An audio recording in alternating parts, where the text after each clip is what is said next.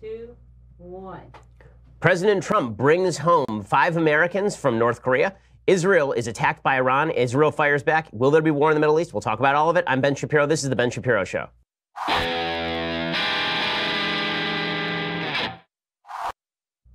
So legitimately a ton of news breaking today. All of it very good for the President of the United States, by the way. I mean, almost universally good news for the President of the United States and good news for America, which is more important, obviously. We'll get to all of that. First, I want to say thanks to our sponsors over at 1-800-Flowers. So you know Mother's Day is approaching, and you know you're a lazy bum, and you know you're going to forget about Mother's Day until it's 5 p.m. on Mother's Day, and you remember that you have a mother, and you text her, and she's like, thanks for the text, but she doesn't really mean it because she thinks you're a jerk. Well, instead of you doing all of those things, what you should do is go over to 1-800-Flowers right now and get her some flowers. Like, do it now so you don't forget later. Right now, you can take care of all the mothers on your list at 1-800-Flowers. They'll give you 24 multicolored roses plus a free vase for only $29.99. It's an offer that your mother would certainly approve, with a bright, beautiful mix of premium roses in a rainbow of colors. The blooms are guaranteed to make her smile. I just bought these actually for my mother-in-law to get that off the list. Multicolored roses are a perfect way to surprise all of the moms in your life: wife, aunt, sister, grandma. These breathtaking roses are picked at their peak, and they're shipped overnight to ensure freshness. They really are top-notch. 24 multicolored roses plus that free vase for just $29.99. It's a great offer, but hurry because it expires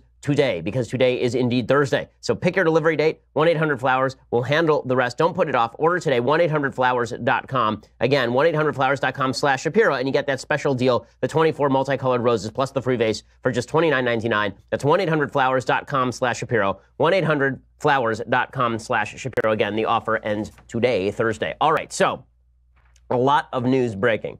A lot of news breaking, and a lot of it is very good for the President of the United States. So the best piece of news for the President of the United States is that he went to the tarmac to greet a bunch of North Korean prisoners who had been released. It was 3 North Korean prisoners rather than 5. 3 North Korean prisoners who had been released. They were American citizens. And here is what it looked like when the President of the United States greeted them on the tarmac at the Joint Air Force Base in the Andrews Air Force Base in Maryland.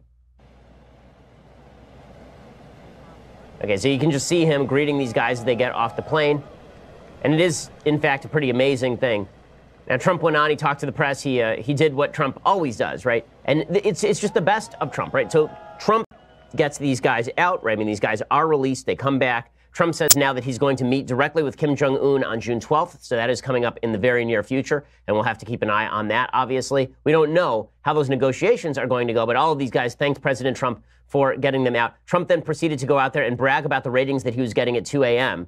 and talk about how they'd been treated excellently by the North Koreans, which, of course, is not really true. But here's the thing. I think the American public have learned to separate out the Trumpy from the good stuff that he's doing. I think that the longer Trump's presidency goes on, the less people are worried as much about the kind of crazed nature of the Trump presidency, and the more they're looking at the policy, because right now the economy is doing very well. Instead of trading 5 terrorists for Bo Bergdahl, a traitor, instead the President of the United States traded no terrorists for 3 Americans in North Korea, and ISIS, 5 top ISIS leaders were just captured in Iraq. So President Trump tweeted on Thursday that 5 of the most wanted ISIS leaders had been captured. Spokesman for Operation Inherent Resolve, Army Colonel Ryan Dillon, tweeted on Thursday that Iraq captured 5 key ISIS leaders as part of Operation Roundup. And the tweet didn't specify when or where the 5 were captured. It didn't give any names. Dillon's tweet said the capture was a coordinated operation between Iraqi and U.S.-backed Syrian Democratic Forces. So those would be the same people who are helping fight Assad. Iraq captures 5 key Daesh leaders. Daesh is the Arabic name for ISIS. During Operation Roundup, the arrest is a significant blow to Daesh and demonstrates close coordination between ISF, SDF in their fight to defeat Daesh. And then they say that the joint force is committed to lasting defeat of Daesh and setting conditions for stabilization. Okay, so all of this is very, very good news for President Trump. All he has to do, apparently, is just ignore everything Obama would have done and everything goes swimmingly. So all of that is excellent news for the President of the United States, who, again, instead of trading 5 terrorists for a traitor, just captured 5 terrorists along with the Iraqis and the Syrians and freed 3 Americans. So well done, President Trump. Meanwhile, the president is doing the right thing in the Middle East as well. Iran had attacked Israel with a bunch of missiles, a bunch of rockets from Syria into the Golan Heights. The Golan Heights is a portion of Israel that was captured originally from Syria during the 1973 war, I believe, was the Golan Heights. The Golan Heights, I think the 73 war. The Golan Heights is a very strong strategic point in Israel. It's a section of Israel that is elevated by about 300 feet up almost a straight cliff that overlooks Israel. When Syria owned it, Syria used to use it as a staging point for attacks. Israel owns it now, and Syria has been very upset about that ever since. Well, the Syrian government, which is working in cahoots with the Iranians, they fired a bunch of rockets to the Golan Heights. Israel has this amazing defense system, this amazing rocket defense system. They shot down all 20 of them, and then Israel proceeded to pound the living crap out of a bunch of Syrian targets that had Iranians on them. So Israel's intelligence is good enough that Israel knows where Iran is stationing its people in Syria, and Israel went in and killed, I believe, 28 Iranians who were members of the Iranian military in Syria. They're pounding Syria, and what they said, and I love this line, they said, if it rains in Israel, it will pour in Iran, meaning you try anything and we will make you bleed. And it's an amazing thing because all of the people who've been victimized by the Assad regime in Syria, apparently there were reports that they were cheering as Israeli warplanes, as Jewish warplanes were flying into Syria. A bunch of Muslims were cheering that Israel was coming in, which is not a shock because, again, the enemy of my enemy is my friend in the Middle East. And right now it is very obvious who the friends are, right? Saudi Arabia, United Arab Emirates, Egypt, Jordan, Israel. They're all on one side against the Iranians. And as I've been saying for a long time here, the reality is that the only thing that Obama's Iran deal achieved was the creation of this alliance. So in a weird way, Obama actually facilitated the creation of an anti-Iranian alliance that is very powerful and I think is going to hold up for a long time. I think that's really good. That's actually a really good thing that happened unintentionally because Obama never did anything great intentionally. He did something really great unintentionally. By strengthening Iran, he forced all of these other countries to jump in the sack with Israel, and now all of them are allied against the Iranian power. That's a really good thing. The UAE said that it was good that Israel had struck these Iranian targets last night. They said Israel has a right to defend itself. The United Arab Emirates said that the Jewish state, which I'm not even sure that they formally recognize, has a right to defend itself. The Saudis said the same thing. And it's an amazing, amazing thing. And the Trump administration said all the right things as well. Unlike the Obama administration, which always called for restraint whenever Israel was attacked, the Trump administration said, listen, you get hit, you do what you want, right? Israel has every right to defend itself. Thank you, Mr. President. Thank you to the Trump administration for saying the right thing. So here's the story from the UK Sun. Israel has blasted Iran's bases in Syria with 70 missiles, killing at least 23 fighters in revenge for rocket strikes on the Golan Heights. Fighter jets bombarded military bases, munitions warehouse, and intelligence centers after Tel Aviv stoked fears of a war by warning if it rains in Israel, it will pour in Iran. I'm sorry, I love the British media coverage there, that Israel stoked fears of a war. Israel didn't initiate the conflict. Israel was attacked by rockets, and then Israel threatened in response that if you keep firing missiles at us, we're going to kick your ass. That's fine. That's good. That's not Israel threatening a war. That's Iran threatening a war, and Israel saying, if you start it, we will finish it. Which, by the way, is exactly what you should teach your children when it comes to fights. Never start a fight, but if you get in a fight, finish the fight. The strikes hit nearly every target and were a response to 20 rockets fired by the Iranian Quds Force, Israeli military chiefs claimed. 5 Syrian soldiers, including 2 officers, and 18 militia fighters were killed in the attack, according to the Britain-based Syrian Observatory for Human Rights. The death toll is likely to rise because some of the wounded are in critical condition. As I said, I believe that the actual number is about 28 at this point. The conflict came hours after President Trump pulled out of the nuke deal with Iran. Now, one of the things that's amazing about all of this is that the entire left is now blaming Trump for Iran attacking Israel. They're suggesting that it's Trump's pullout from the Iran deal that emboldens the Iranians to pursue nuclear weapons. This is the essence of stupidity. It is such a bad argument. The argument, I guess, is that Iran was moderating. They were doing fine. They were moderating. And then Trump came along. And he did something super duper terrible. He pulled out of this Iran deal. And now everything has gone to hell in a handbasket. Now look at what he's done. He's created a war in the Middle East because he pulled out of the Iran deal. And the reality is that the Iran deal was going to end with Iran having nuclear weapons. It was never designed to prevent Iran from getting nuclear weapons. It was designed to kick the can down the road to ensure that the next president would have to own anything that went wrong in Iran. That's where all of this was going. And here's the proof. Okay, there is no nuclear deal that has ever been cut with an extremist group to remove them of nuclear weapons. Never in history with bribery. It doesn't work that way. There are very few nations in the history of the world that have actually had nuclear weapons and then given up the nuclear weapons or been developing a nuclear program and then stopped developing the nuclear program. You can actually list them on slightly more than one hand, right? Ukraine had nuclear weapons, but those were left over from the USSR. Kazakhstan had nuclear weapons. Those were left over from the USSR. Belarus had nuclear weapons. Those were left over from the USSR. The United States came in and said, listen, you guys don't have the capacity to take care of your nuclear weapons or secure your nuclear weapons, so you should give those up, and in return, we'll give you security guarantees. That's worked out pretty well up until Obama, who allowed Russia to invade Ukraine and annex Crimea.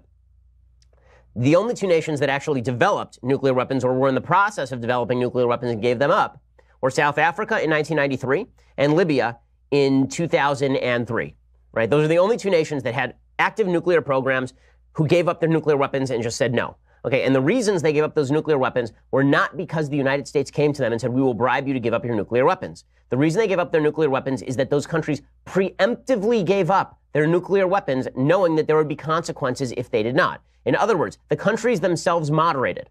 So South Africa in 1993 under F.W. de Klerk, right, he came forward and he said, listen, we have 6 nuclear weapons. Those 6 nuclear weapons, we just gave those up. Okay, we had those that were created in the 1970s and the 1980s as a counterbalance to USSR influence in Africa. We don't need those anymore. And in order to demonstrate to the world that we are intent on being peaceful, I'm going to give up those nuclear weapons right now, right, in expectation that the world would then treat them better. Right? It was an investment by South Africa in their own future. The same thing happened with Muammar Gaddafi. Now, it turns out the Obama administration proceeded to take him out anyway, which was the wrong move, as I said at the time. Okay, the Gaddafi in 2003 apparently got a letter from George W. Bush, and the letter said, give up your nukes or we're coming after you. And Gaddafi said, all right, sounds good. He saw that the United States was about to go into Iraq, and before the United States went into Iraq, he gave up his nuclear weapons because he figured, I don't want to go to war with these people. I want to be seen as moderate, and so I'm going to preemptively give up my nuclear weapons. Hey, this is the reality. If Iran wanted to give up its nukes, if Iran wanted an open economy, you know how they could do that? You know how they could have a peaceful exchange with the rest of the world? They could just stop their nuclear program now without any deal. They could just say, listen, we've destroyed all of our nuclear facilities. We're done. Now open up. Rest of the world, help us out. And you know what would happen? Everything would be hunky-dory. But they have no intention of doing that. And I have the proof for you in just a second. First, I want to say thanks to our sponsors over at Skillshare. So you need to make your resume better. You do. Your resume is good. It's fine. I mean, I'm not ripping on your resume, but it could always be better. And the way that you can make it better is by going to Skillshare and adding a bunch of new skills that you do not currently have. Skillshare is an online learning platform with over 20,000 classes in businesses, design, technology, and more. You can take classes in everything from illustration to data science. I've been taking a class in social media marketing. People around the office have been taking a variety of classes from Skillshare. It makes our office better. It makes people, I think, enthusiastic about their work because they can actually do their work better now. It means that we don't actually have to hire people to come in here and teach everybody new skills.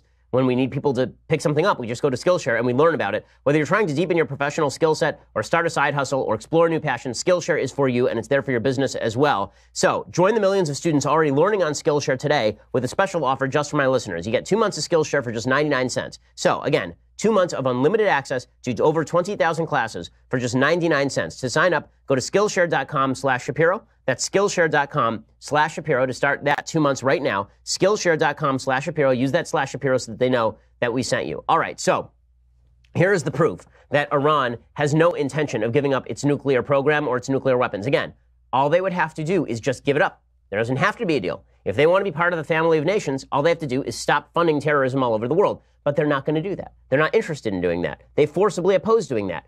Since the Iran deal kicked in 2015, in the last 3 years, Iran has increased its military spending 40%. Their economy has been garbage, by the way. Every dollar they got from us, every dollar we released to them was used to fund terrorism or used in the military, essentially. And their economy has been terrible, which is why what you're actually seeing is a rolling set of protests across Iran that has been ongoing now for legitimately months. Okay, these are protests not even about the Islamic nature of the republic, but about the inability of the government to allow a free market economy and integrate into the world economy enough so that people aren't struggling. And these are basic bread and butter riots that are happening in Iran. Now, how does all of this get solved? In the end, the truth is the only thing that's going to solve the Iranian problem is going to be a regime change. That regime change does not necessarily have to be pushed by the outside. It doesn't have to be a situation where the United States comes in and topples the Iranian mullahs, right? We don't have to go to war with Iran in order to effectuate this. There are groups within Iran that we ought to be fostering. And beyond that, I'm sure that we could probably find a general inside the Iranian Revolutionary Guard who would be willing to overthrow the Shahs, overthrow the mullahs, rather. And that's probably what's going to have to happen here, because realistically speaking, the Iranian military was purged of all of its moderates years and years and years ago. And if there were to be some sort of uprising, the Iranian military would just, as the tool of the mullahs, start shooting people in the streets. So what you really need is an interior military coup by someone who figures that the mullahs are going to get us all killed, and we need to get rid of those mullahs, and we need to install a puppet dictatorship, basically. Right? The same way that it happened in Egypt. Right? In Egypt, there was the revolution in Egypt, and Mubarak was replaced with Mohammed Morsi, who was a member of the Muslim Brotherhood, and then that degraded back into essentially a benevolent dictatorship under al-Sisi, who's been an ally to the West and is very much like Mubarak except more so. Right? He's openly allied with Israel at this point, who's been very warm toward the United States. Barack Obama tried actively to alienate him because he thought for some reason that the Iranians were going to be better allies than the Egyptians, which is just insane. But it is very obvious at this point that Iran has no interest in anything beyond war. Now, is there really going to be a large-scale war between Israel and Iran? I'll discuss that in just a second. I do not think there will be. I don't think there's going to be a large-scale war between Israel and Iran. The reason I don't think there's going to be a large-scale war between Israel and Iran is because I think Iran would be unbelievably foolish to pursue this. If Iran does this, Israel will wipe them off the map.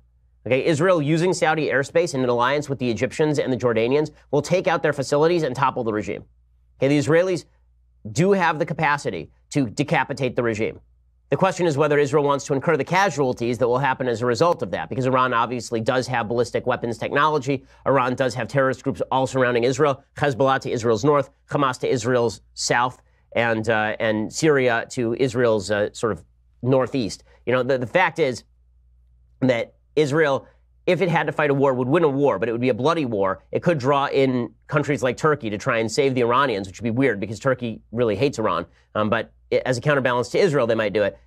Bottom line here is I do not think that Iran wants to risk it. I think what Iran wants to do is fire off a few missiles, demonstrate that they have not been shut down in any serious way, and then Israel responds by saying, listen, you do that and we will finish you. We will finish you.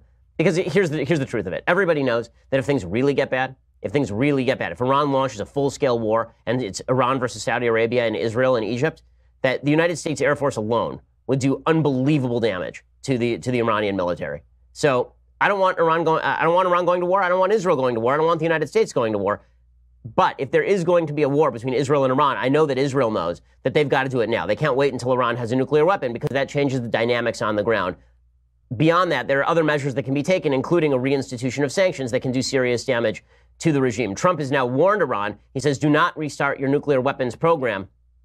He said, I would advise Iran not to start their nuclear program. I would advise them very strongly. If they do, there will be very severe consequences. The president spoke the day after the American withdrawal from the Iran deal and the reimposition of U.S. sanctions on Tehran.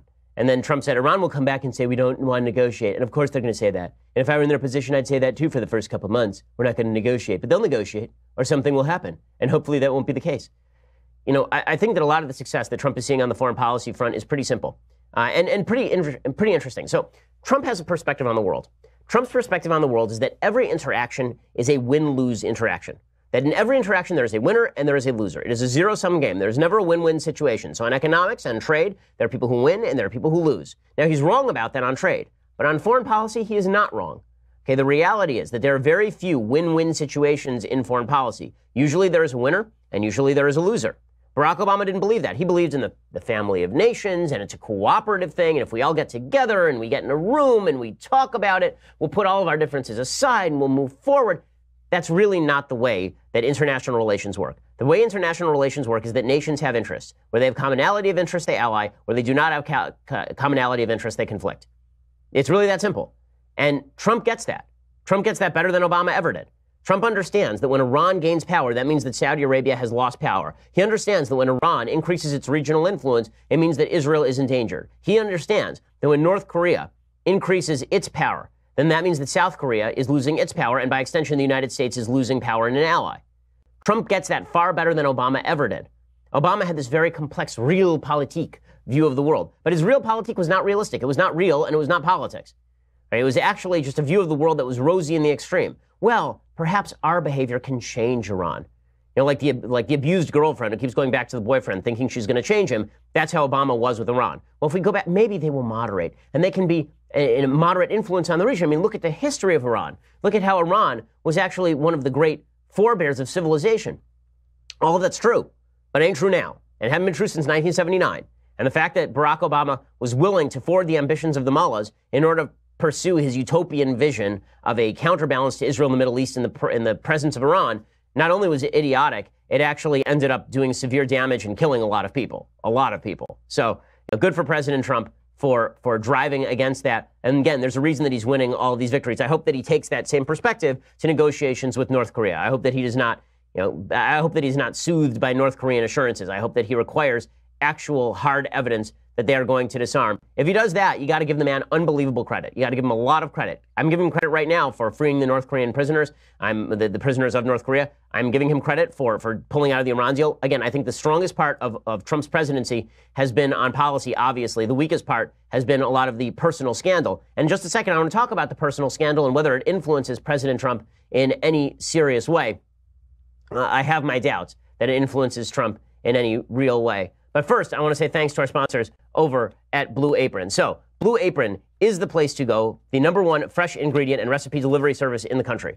Okay, and people all over the office are using Blue Apron. People all over the office are interested in Blue Apron because Blue Apron is bringing the freshest ingredients to their house and allowing them to cook. Okay, this is what Blue Apron does. They offer you convenience and variety. They deliver fresh, pre-portioned ingredients and step-by-step recipes directly to your door. They can be cooked in under 45 minutes. The menu changes every week based on what's in season. It's designed by Blue Apron's in-house culinary team, and they have tremendous flexibility. They offer 12 new recipes each week. Customers can pick 2, 3, or 4 recipes based on what best fits their schedule. The meals are just amazing. People around the office have been bragging about the meals they're cooking, like they're gourmet chefs. They aren't, but they're getting gourmet recipes and all the ingredients. It's almost impossible to screw up. I mean, we're talking things like chicken tinga tostadas with avocado and refried beans from Mexico City, and roast pork and salsa verde with sauteed vegetables.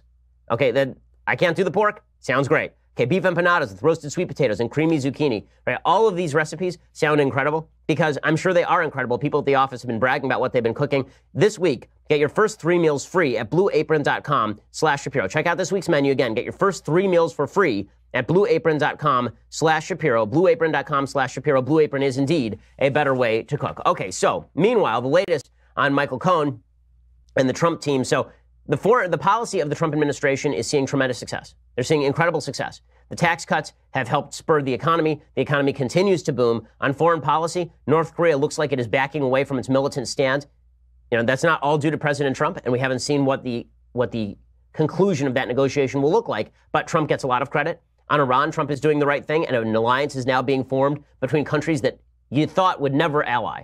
Okay, again, if you told me that Saudi Arabia and Israel were allies in 2001, I would say that you were smoking something, because that would have been nearly impossible. Because of Obama's horrifying policy and Trump's reaction to that horrifying policy, that relationship is really growing in a pretty significant way. The real downfall, the real part that's difficult for the Trump administration is, of course, all of the ancillary issues, right? The Stormy Daniels of the situation, the Michael Cohen of the situation, the fact that Trump tweets silly things on a regular basis or says terrible things on a relatively infrequent basis.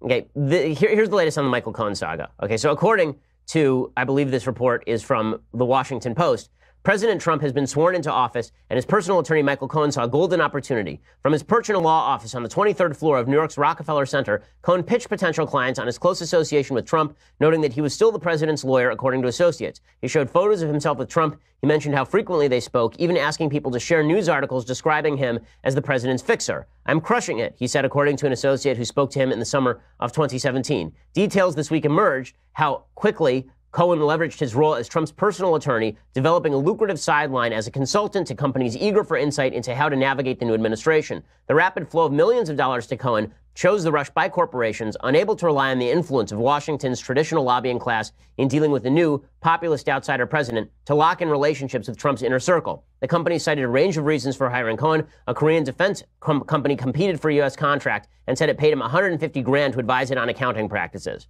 Yeah, I'm sure they were definitely hiring Michael Cohen to do their accounting. A global pharmaceutical company said they paid him $1.2 million to provide insight into healthcare policy. And they had to give him the money even after Cohen said that he couldn't help them. Does that sound like Michael Cohen was giving them really good advice on healthcare policy there? That sound like what that is? A telecommunication company said it turned to Cohen simply to better understand the Trump administration. That would be AT&T. And that apparently gave him hundreds of thousands of dollars. Even the office in which he operated, which served as the fulcrum of the newly created Michael Cohen and Associates, was a side benefit of his Trump affiliation. It was provided by the powerhouse legal and lobbying firm Squire Patton Boggs, which signed Cohen to a $500,000 deal in the wake of the 2016 election. So he's being investigated by special counsel Robert Mueller and the U.S. Attorney for the Southern District of New York. It is unclear that any of this is illegal, right? It's really not clear that any of this is illegal in any way. Selling access is pretty common. Apparently, investigators could probe whether Cohen promised specific government actions in return for payments, and that could cause him legal trouble. If he spent large amounts of time speaking to government officials on behalf of clients, investigators could explore whether he should have registered as a lobbyist. But let's be real about this. This is actually nothing new, right? So the media are going nuts over Michael Cohen doing this, but this is not only nothing new, it is done routinely on both sides of the aisle. K Street in Washington, D.C. is built explicitly on this promise that I know somebody who knows somebody in the administration, and if you give me money, I will advise you how your policy can become law.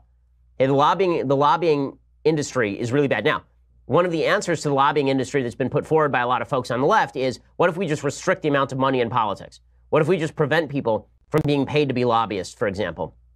Which doesn't help at all, because presumably these companies then just hire people in-house to go talk to legislators. The real problem is that government is too big. Government is too big and it has too much power. You wouldn't care as a company what the government was doing if the government wasn't bothering you. But the government does bother you. The government makes policy. The government can create monopolies for you. The government can create oligopolies for you. The government can ensure that you are protected from competition. That's why it is imperative that if you want to cut corruption from government, it is not just a matter of switching the people in office and saying that you need more honest people in office. It is a matter of switching the system. Okay, the system of patronage has been corrupt since the days of Ulysses S. Grant, right? Ulysses S. Grant experienced in his administration, right after the Civil War, serious accusations of misuse of patronage inside his administration. In fact, James Garfield was probably assassinated over a patronage issue.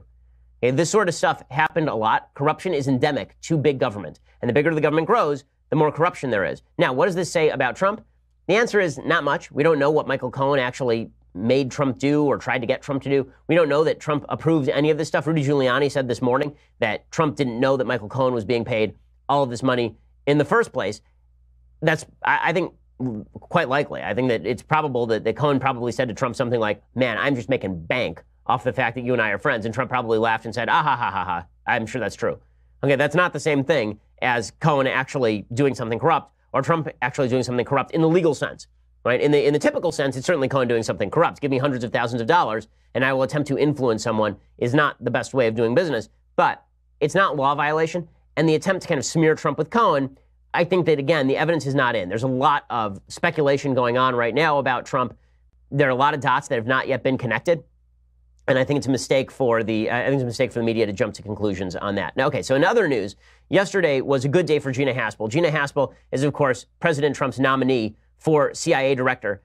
She'd be the first female CIA director, and she's getting all sorts of crap from the Democrats because back when she was in the CIA as a lower ranking member during the War on Terror, she was responsible for overseeing black sites and for participating in waterboarding of terrorists. Now, it was legal to waterboard terrorists. Okay, people are saying it was torture. This was a strong ongoing debate. It is still an ongoing debate, whether waterboarding is in fact torture or whether it is a quote unquote enhanced interrogation technique. Now, in the typical description it is, but it doesn't do permanent damage to you. It doesn't, my friend, but and so I'm going to bar her. Okay, this would be the same thing as saying there's an attorney general, like, say, Kamala Harris in the state of California, who did not issue same-sex marriage licenses and did not order people to issue same-sex marriage licenses before same-sex marriage was forcibly legalized by the Supreme Court in 2013. Well, now I don't think that she should be able to run for senator or president because, back then she didn't violate the law.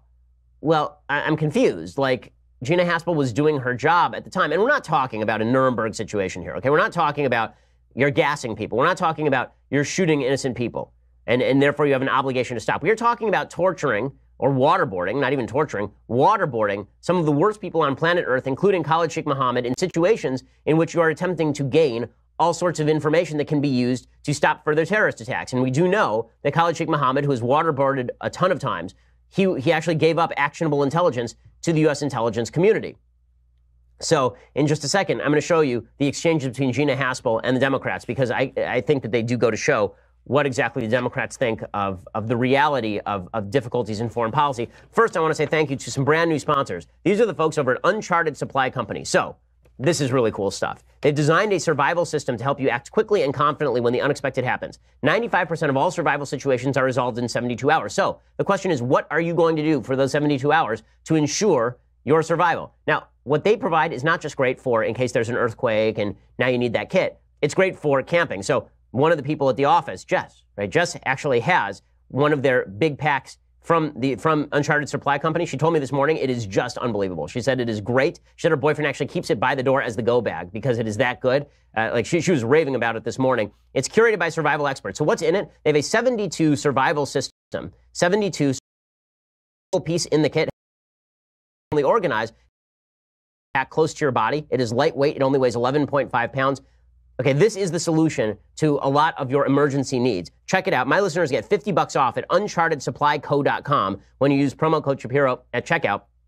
That's $50 off at unchartedsupplyco.com when you use promo code Shapiro at checkout. $50 off your survival system. Again, I'm enthused about this thing. Jess is even more enthused about this thing. Again, as an avid camper, she brings it with her pretty much everywhere she goes. unchartedsupplyco.com. It's pretty awesome. $50 off when you use that promo code Shapiro, because you should. I mean, let them know that we sent you as well.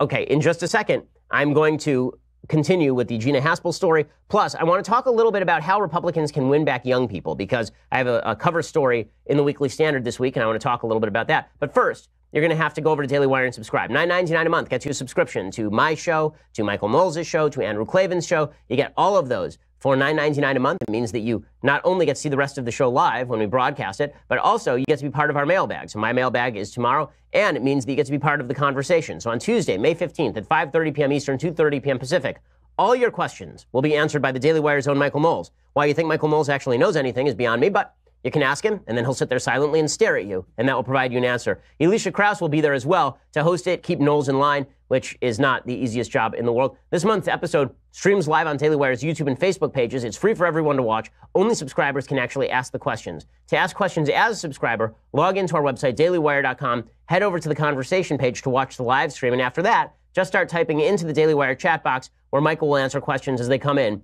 for an entire hour. Once again, you have to subscribe to get your questions answered by Michael Knowles on Tuesday, May 15th at 5:30 p.m. Eastern, 2:30 p.m. Pacific, and join the conversation.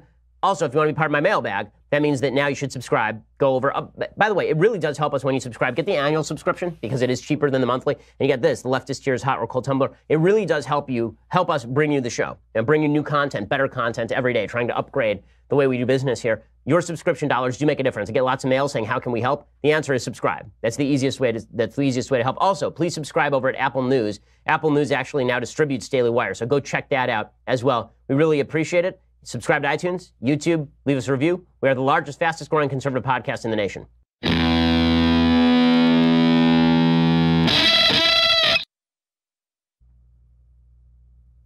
So as I was mentioning, Gina Haspel, who is up for CIA, she was grilled by Democrats, and she made Democrats look pretty foolish because the truth is Democrats supported waterboarding for most of the 2000s, and then they decided to turn against it, and now they're ripping on her for it. So Dianne Feinstein, who was against waterboarding from the very beginning, she was ripping into Gina Haspel, and Gina Haspel just debunks her over and over and over. In November and December of 2002, did you oversee the enhanced interrogation of al-Nashiri, which included the use of the waterboard as publicly reported? Exposing operational information can be damaging to sources and methods, as you know, but there is also a physical risk to officers who go out to the far ends of the globe and conduct dangerous missions, and they believe that their participation in those dangerous missions will be protected. Okay, so there she is making a good point there to Dianne Feinstein. That's not the only good point she made. There was a Democrat who actually compared CIA agents to terrorists in use of torture, and Haspel just took them to school. Your response seems to be that civilized nations don't do it, but uncivilized nations do it, or uncivilized groups do it. The United States does it. A civilized nation was doing it until it was outlawed by this Congress. Senator, I would never obviously support inhumane treatment of any CIA officers. We've lost CIA officers over the years to terrorists. I just gave an example. Khalid Sheikh Mohammed personally killed a Wall Street Journal correspondent and filmed that. I don't think there's any comparison between CIA officers serving their country, adhering to U.S. law, and terrorists who, by their very definition, are not following anybody's law. And Gina Haspel really taking it to Senator Jack Reed from Rhode Island. I mean, this hearing was so bad for the Democrats that even Phil Mudd is not friendly to the Trump administration. Okay, he's a commentator over on CNN. And he just launched into these senators who are attacking Haspel. And he's totally right about this. Let's go dirty and let's go ugly. I was among the CIA officers 15 years ago who spoke with the Congress in detail about the techniques we used. I spoke about the techniques that were authorized by the Department of Justice. I spoke to Republicans and Democrats. They were either silent or supportive. They told us this was not torture, that it complied with the Constitution and that it complied with U.S. law. You can vote against Gina Haspel, but don't give me the collective amnesia about how it's on CIA. I want to talk to the senators who told us that they represented American values, and conveniently in 2002 and 2003, this represented American values. Now that we don't face the same threat and that we have different senators, it's okay to attack one of my former colleagues. I am pissed off. This is collective amnesia. We didn't do it. America did it. Get over it. Okay, exactly right. Phil Mudd on the rampage, and for once, actually right on the money. Okay, so well done, Phil Mudd. It is amazing how Democrats, again, rewrite history. And it's just demonstrative of how they rewrite history in every element. So instead of looking at the context of the waterboarding and saying, hey, we just got hit and 3,000 Americans just died, should we pour some water over Khalid Sheikh Mohammed's face to maybe stop that? Instead of them saying, well, you know, that was probably a pretty justified decision, or at the very least you could make a strong argument. Now it's anyone who did that is evil. So I tweeted out yesterday, you know, is there anyone from that period that Democrats would be okay with running the CIA? And I got a bunch of answers from a bunch of Democrats saying no. So the question is, then why were you fine with James Clapper being head of CIA? He was there too, doing the same thing. You were fine with that. In fact, Gina Haspel has been recommended for the job by a bunch of Obama officials who were working for the CIA at the time. But again, this is it's not just unique to Democrats. I don't just want to say it's Democrats. John McCain, who has been anti-torture all the way along, he was anti-waterboarding all the way along. You know, he decides that Gina Haspel is not qualified for the job of CIA director for following the law at the time. He says, I believe Gina Haspel is a patriot who loves our country and has devoted her professional life to its service and defense. However, her role in overseeing the use of torture is disturbing, and her refusal to acknowledge torture's immorality is disqualifying.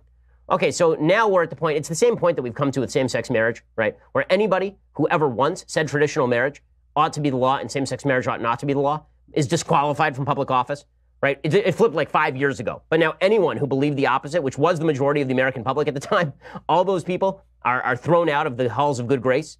Okay, now John McCain is trying to do the same thing to Gina Haspel. The reality is the American public wanted Khalid Sheikh Mohammed waterboarded, and for good reason. We didn't want more Americans to die to spare his nasal cavity. Okay, that wasn't what we were interested in doing. But the rewriting of history continues apace. Every era of history, I think it is incumbent on us to not be so intellectually and morally arrogant that we can't go back and think, what was it like for people at the time? What was their frame of reference? This is the same thing that says that we have to take down Jefferson's statues because he held slaves. Again, slavery was evil. It was evil at the time. It was evil when Jefferson was holding slaves. But to pretend that that didn't happen in a slightly different context than you today, that you today are so much better than Thomas Jefferson was. You're a much better person than Thomas Jefferson was. You didn't live then. You didn't live in the context of slavery. You didn't live in a culture of slavery. Maybe you are a better person, but that's because people like Thomas Jefferson paved the way for the rejection of Thomas Jefferson's own behavior with the values espoused in the Declaration of Independence. You're a product of the culture that Thomas Jefferson helped build. Okay, and you're a product of the CIA that did not allow you to die in a terrorist attack because they were pursuing enhanced interrogation techniques that you now find reprehensible. Again, none of that means that torture is okay. None of that means waterboarding is okay. None of that means that slavery is okay. None of those things are okay. But you do have to understand what people were saying and doing at the time if you really want to understand human beings and not just be somebody who stands around virtue signaling about the past. Okay, now, I want to discuss for just a few minutes here how conservatives can reach out to young people, because I have an article that's a cover story in the Weekly Standard, it's a long essay, about the generational gap between young conservatives and older conservatives in America. And I think we're sort of uniquely qualified to talk about this issue because we have a lot of young people who listen to this program. We also have a lot of folks who are older Republicans who listen to this program, older Americans who listen to this program. There is a major generation gap inside the Republican Party, and it largely breaks down on a couple of issues. One issue is social issues, and by that I mean largely same-sex marriage and drug legalization, and the other is character issues. So these generation gaps, I think, can be bridged, but I think that we have to understand what they are. So the first issue is this libertarian approach to same-sex marriage and drug legalization. So younger Americans look at the government, they say the government stinks at everything. Not only does the government stink at everything, I think the government ought to leave me alone. In fact, I think the government ought to leave everybody alone. So when it comes to same-sex marriage, even if I personally believe in traditional marriage, that doesn't mean that the government has a role in any of this stuff. I think older conservatives can get with that. I think older conservatives can understand that. I think they can sympathize. The drug legalization issue, it seems to come from the same place. It's not that young people are all drugged up and doped up. It's that they don't want the government in their business. And I think there are a lot of conservatives who believe that too. I think the policy issues are actually rather easy to bridge for conservatives. I think that the character issue is a different issue. And here there is a serious gap. And the gap happens to be over President Trump. So young conservatives do not like President Trump. Older conservatives love President Trump. Okay, they love him. So here are the polls. Okay, the polls show that younger Americans are moving dramatically away from the Republican Party. But one of the reasons for that is because of President Trump. An incredible 82% of Republican and Republican-leaning voters between the ages of 18 and 24 say they want another Republican to challenge President Trump for the party's nomination in 2020. Older Americans hear this, they say young Americans are idiots. And younger Americans hear that, and they say older Americans are fine with all the terrible things that Trump is doing. Hey, here's the reality. They just have two different frames. Young conservatives look at Trump and they say that he has bad values. Okay, they say that he is not a person who treats women well. They don't like what he said about Charlottesville. He's crude about a lot of things. Young conservatives are more likely to see Trump as an obstacle to their ability to speak to people their own age. Okay, older conservatives judge Trump on his politics, and younger conservatives judge Trump on his values. So older conservatives love Trump because they say, look at all the great stuff he's doing. And they're right. And younger conservatives judge Trump on who he is as a person. They say, look at all the terrible things he's said and done. And they're not completely wrong. So why do these two groups view the issue from opposite sides? Why do they use opposite lenses? Well, older conservatives remember fighting the Bill Clinton wars, and they carry the scars from that. They remember arguing that Clinton was unfit for office based on his treatment of women and his perjury, and they remember losing that argument to the left. They remember arguing that character counts and watching as Democrats held aloft the banner of Teddy Kennedy, right, who was creating waitress sandwiches with Chris Dodd when he wasn't drowning women in rivers. Right? Older conservatives remember Mitt Romney, and they remember how he got just slandered and destroyed while he was the cleanest guy in the room. And so they were looking for a hammer. Younger conservatives, they think that the character question is still up for debate. Older conservatives say the character question is over. We lost. Let's get a guy in there who does what we want. Younger conservatives think that the character question is still unfolding. And they're not wrong. It is unfolding, but for only for younger Americans. Right? If you're older, you already made up your mind on this. If you're young, then you want to be able to say to your friends, I'm a good person, and the person I voted for is a good person.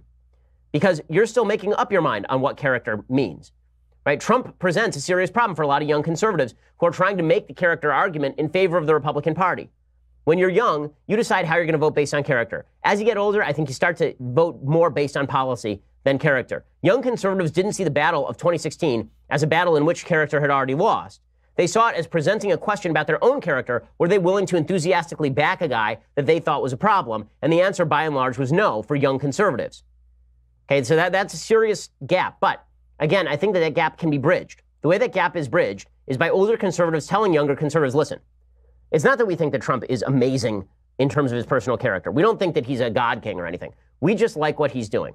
And you can have both. You can have both. A guy who is not a character that you particularly think is great and some really amazing policy. That's what older conservatives can teach younger conservatives. And what younger conservatives can teach older conservatives is you don't have to go along with everything bad that Trump does in order to say that his policies are quite good. And if they can come to that sort of conciliation, I think that will at least solidify the party, solidify the conservative movement in a fairly significant way. Alrighty, time for some things I like and then some things that I hate. So, things I like. If you haven't seen it, John Mulaney is a very funny comic. So he had a show on Fox that was really not good. Like, it's a really, really bad show. But then he has a comedy special on Netflix. His stand-up, I think, is really good.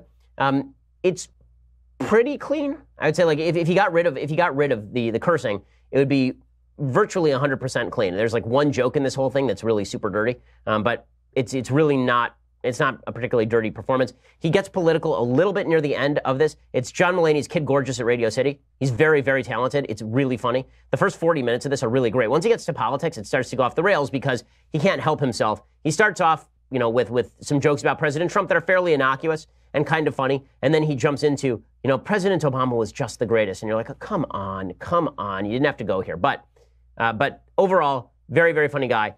So worth watching. Do we have a little bit of the preview of him? Okay. This guy being the president. It's like there's a horse loose in a hospital. It's like there's a horse loose in a hospital. I think eventually everything's going to be okay. But I have no idea what's going to happen next. And neither do any of you, and neither do your parents, because there's a horse loose in the hospital. It's never happened before. No one knows what the horse is going to do next, least of all the horse. He's never been in a hospital before. Okay, so again, this is the innocuous part, and then he gets to the part where he sort of rips into Trump, but more by praising Obama, and of course suggests that anyone who allowed Trump into office is a rube and all this kind of stuff. That's the part that's annoying. So if this annoys you, don't watch the last 20 minutes of the special. The first 40 minutes of the special, though, is really, really funny. Okay, other things that I like. Jason Whitlock, who partners with Colin Cowherd on a show on Fox Sports 1, talking about, obviously, the sporting events of the day. Jason is, I think, a different thinker. We're going to try and get him on our Sunday show, I think. And Jason says that one of the big problems that's happening in our culture right now, particularly for black folks, is that if you say that Trump is a good idea, then you just get kicked out. He's talking about Kanye West with Tucker Carlson. But if you just say, you know what, I think Trump has a good idea here, you get kicked out of the black race. Kanye's saying, I don't agree with everything Trump believes in. Kanye, disagrees with Trump and the Republican Party and conservatives on a lot of issues, but he's not willing to cast someone out of the human race just because he disagrees with them. Okay, so Whitlock has said a lot of this sort of stuff, and for that he has been excised from large segments of the black community. Again, I think that what we're seeing right now, there's an amazing tweet. I have to get this tweet for you. It's so good. So Kanye West tweeted out that he tweeted something else out about freedom of thought. Great. You know, I love when Kanye West tweets that kind of stuff because I like freedom of thought whenever anybody talks about it. And Perez Hilton tweeted back, Kanye is enslaved to freedom of thought. Okay, that is what that Perez Hilton tweeted that back, not Perez. Okay, that I think is the problem right there. You may be missing the point. If you think that freedom of thought is the new slavery, or as Ta-Nehisi Coates put it, that freedom of thought is the new sort of, that freedom of thought is just a form of white freedom, right? That you're free to be white, then we can't have a conversation, okay? There's no conversation to be had. You're just a tribal enthusiast, and there's nothing else to be said about it. Okay, time for a quick thing that I hate.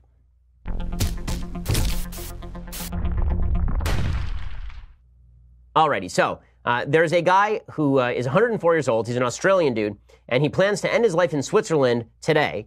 And he apparently sang a few bars of Beethoven's Ninth Symphony as he told reporters that medically assisted suicide should be more widely available and not only viewed as a last resort for the terminally ill.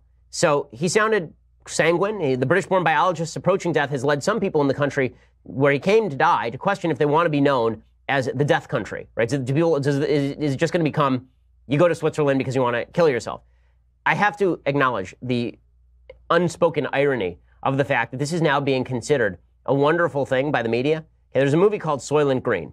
Okay, Soylent Green's most famous for Charlton Heston screaming that Soylent Green is people, spoiler alert. Okay, but there's a scene near the end of the movie, Edward G. Robinson, it's actually quite a good movie. Edward G. Robinson plays an older guy.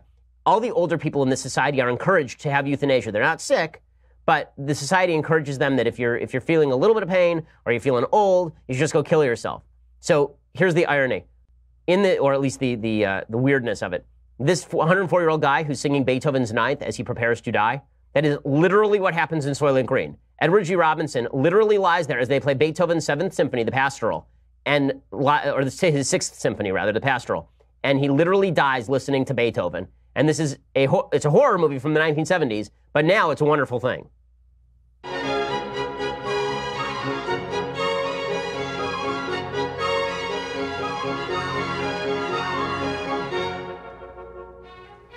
Okay, this is played as a horror thing because it is a horrible thing, okay? I'm sorry, killing yourself to Beethoven is still not a great thing because, while everyone wants to believe that there is such a thing as a beautiful death, there really is no such thing as a beautiful death. There is just death, okay? Some deaths can be more peaceful and more comfortable, but death does not become beautiful just because you're playing Beethoven in the background, and assisted suicide doesn't become more moral just because you're listening to good music when you do it. So it's pretty amazing. The Swiss Federal Statistics Office says the number of assisted suicides has been growing fast. 9 years ago, there were 297. By 2015, the most recent year tabulated, the figure had more than tripled to 965. Nearly 15% of the cases last year were people under 65 years of age. Okay, the West is literally killing itself. And the West is killing itself because they don't see the inherent value in human life anymore, and human life is something that can be disposed of as you see fit. That's a serious, major moral issue, I think, that we're all going to have to deal with I think in the 70s, they used to have a concept that this was a bad thing. Now, apparently, this would be played as like a peaceful ending to a movie, actually, now. So that's pretty great. Okay, we'll be back here tomorrow with all the latest. I'm Ben Shapiro. This is The Ben Shapiro Show. The Ben Shapiro Show is produced by Senya Villarreal, executive producer Jeremy Boring, senior producer Jonathan Hay. Our supervising producer is Mathis Glover, and our technical producer is Austin Stevens. Edited by Alex Zingaro. Audio is mixed by Mike Caramina. Hair and makeup is by Jesua Alvera. The Ben Shapiro Show is a Daily Wire Forward Publishing production. Copyright Forward Publishing 2018.